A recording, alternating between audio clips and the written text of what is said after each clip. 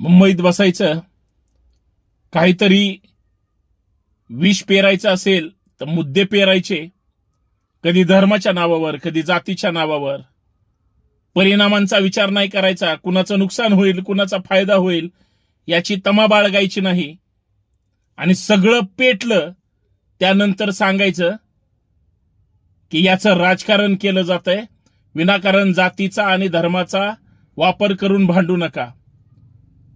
अरे चोट्ट्यांनो, तुम्हीच आदेश देणार, तुम्हीच लोकांना भडकवणार, तुम्हीच एकमेकांच्या विरोधामध्ये एकमेकांना विनाकारण चिथावणीखोर भाषा करणार आणि तुम्ही सांगणार राजकारण करू नका. तुम्ही हे सांगा की तुम्ही एमपीएससी साठी लढा, तुम्ही यूपीएससी साठी लढा, चांगला अभ्यास करा, स्पर्धा परीक्षेमध्ये जा, यश मिळवा आणि अधिकारी व्हा.